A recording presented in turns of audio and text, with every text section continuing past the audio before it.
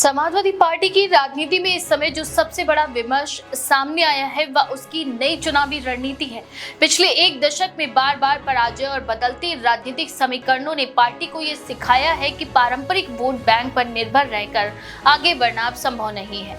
इसी कारण अखिलेश यादव ने एक नई योजना बनाई है जिसमें बूथ प्रबंधन, डिजिटल निगरानी और जातीय समीकरण को साधने की 3 सूत्रीय रणनीति पर खास बल दिया गया है।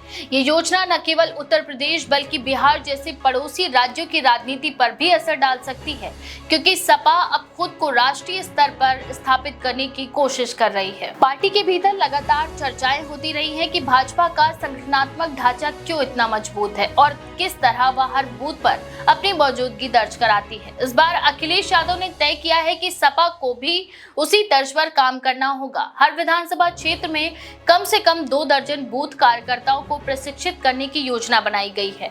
इन कार्यकर्ताओं की जिम्मेदारी होगी कि वे सिर्फ चुनाव के समय ही नहीं बल्कि पूरे साल बूथ स्तर पर जनता से जुड़े उनके मुद्दे सुने और समय समय पर पार्टी का संदेश पहुंचाए।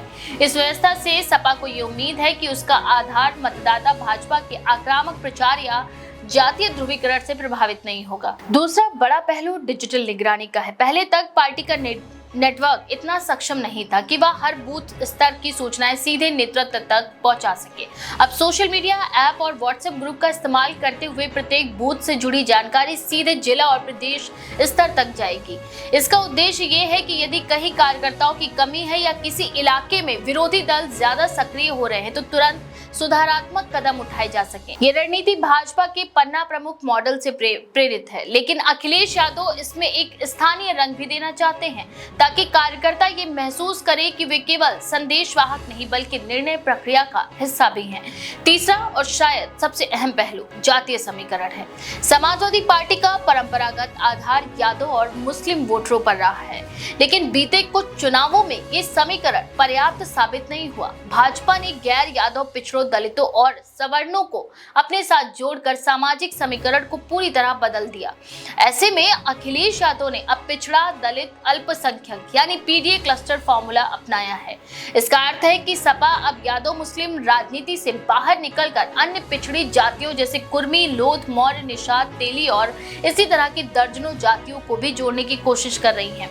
इसके साथ ही साथ दलित समाज के वे वर्ग जो बसपा से निराश हो चुके हैं उन्हें भी अपने पाले में खींचने का प्रयास कर रही है। ये रणनीति सपा के लिए इसीलिए भी अहम है क्योंकि पिछले लोकसभा चुनावों में पार्टी को अपेक्षित सफलता नहीं मिली थी।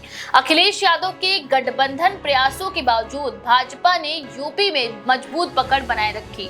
वहीं कांग्रेस भी धीरे धीरे सक्रिय हो रही है और राहुल गांधी के हालिया अभियानों ने युवा और शहरी मतदाताओं को आकर्षित किया है। इसी पृष्ठभूमि में सपा को एहसास हुआ है कि केवल नारों और रैलियों से बात नहीं बनेगी बल्कि संगठन को जमीन पर मजबूत करना ही एकमात्र उपाय है। पार्टी सूत्रों के मुताबिक अब प्रत्येक विधानसभा क्षेत्र में डेटा बैंक तैयार किया जा रहा है। इसमें हर बूथ का सामाजिक और राजनीतिक प्रोफाइल दर्ज होगा।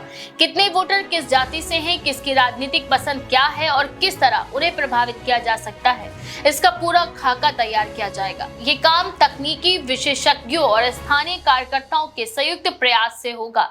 इस डेटा के आधार पर यह भी तय होगा कि किस बूथ पर कौन सा कार्यकर्ता तैनात होगा और किस तरह का प्रचार अभियान चलाया जाएगा। इस पूरी योजना का राजनीतिक संदेश भी साफ है। अखिलेश यादव ये जताना चाहते हैं कि सपा अब सिर्फ विरोध की राजनीति करने वाली पार्टी नहीं रह गई बल्कि उसके पास संगठनात्मक और प्रबंधन क्षमता भी है।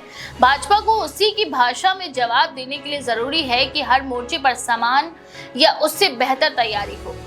सपा ये भी मानती है कि जनता अब ये भावना बना रही है कि मजबूत संगठन वाली पार्टी ही शासन चला सकती है। यदि पार्टी खुद को इस स्तर तक पहुंचा देती है तो मतदाता उसे गंभीर विकल्प मानेंगे। बिहार चुनाव को लेकर भी सपा की रणनीति पर चर्चाएं हैं। भले ही सपा का वहां पर बड़ा संगठन नहीं है, लेकिन पीडीए क्लस्टर फॉर्मूले को वहां भी आजमाने की योजना है। राजद और कांग्रेस के साथ मिलकर सपा अपने प्रभाव को सीमित इलाकों से बढ़ाकर व्यापक बनाने की सोच रही है। इसका मकसद है कि सपा को केवल उत्तर प्रदेश की क्षेत्रीय पार्टी न समझा जाए बल्कि उसे राष्ट्रीय राजनीति में भी गिना जाए। इस रणनीति के सामने चुनौतियां भी कम नहीं है। सबसे बड़ी चुनौती है संसाधनों की। भाजपा और कांग्रेस की तुलना में सपा के पास वित्तीय और तकनीकी संसाधनों की कमी है। डिजिटल निगरानी और डेटा बैंक तैयार करने का काम आसान नहीं होगा। इसके अलावा कार्यकर्ताओं को लंबे समय तक सक्रिय रहना कठिन कार्य है, क्योंकि चुनावी माहौल के बाद कार्यकर्ता निष्क्रिय हो जाते हैं। इसके लिए पार्टी को लगातार प्रशिक्षण, प्रेरणा और आर्थिक सहयोग देना होगा। जातीय समीकरण साधने में भी कठिनाई है। यादव और मुस्लिम मतदाता सपा के पारंपरिक समर्थक हैं, लेकिन जब अन्य पिछड़ी जातियों को जोड़ने की कोशिश होगी तो स्वाभाविक रूप से नेतृत्व और टिकट वितरण को लेकर असंतोष पैदा होगा। दलितों को जोड़ना भी सरल नहीं होगा, क्योंकि बसपा अभी भी उनके बड़े हिस्से पर प्रभाव रखती है। साथ ही भाजपा ने भी गैर यादव पिछड़ों को अपने साथ जोड़े रखने के लिए कई योजनाएं चलाई। ऐसे में सपा को अतिरिक्त मेहनत भी करनी होगी ताकि उसका संदेश विश्वसनीय लगे। इन सब के बावजूद राजनीतिक विश्लेषक मानते हैं कि यदि ये योजना सही ढंग से लागू होती है तो सपा का भविष्य बेहतर हो सकता है।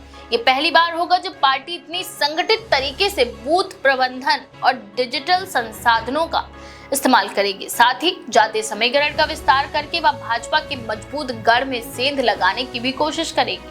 आने वाले विधानसभा और लोकसभा चुनाव में ये रणनीति कितनी सफल होती है तो समय बताएगा, लेकिन इससे सपा के कार्यकर्ताओं में नई ऊर्जा का संचार हुआ है। आखिरकार राजनीति में वही पार्टी सफल होती है जो बदलते हालातों को समझकर खुद को ढाल ले। समाजवादी पार्टी की नई योजना इसी दिशा में उठाया गया कदम है। यदि अखिलेश यादव इसमें सफलता पाते हैं तो न केवल पार्टी की छवि बदलेगी बल्कि यूपी की राजनीति में भी बड़ा बदलाव आ सकता है। भाजपा के वर्चस्व को चुनौती देने के लिए ये रणनीति कितनी कारगर होगी ये तो आने वाले वर्षों में ही स्पष्ट होगा, लेकिन फिलहाल इतना जरूर है कि सपा ने एक बार फिर ये साबित किया है कि वह पराजय से सीखकर आगे बढ़ने की क्षमता रखती है। इस बारे में आपका क्या विचार है? अपनी राय कमेंट सेक्शन में जरूर लिखें। ऐसी और भी खबरों के लिए देखते रहें द पेज 19।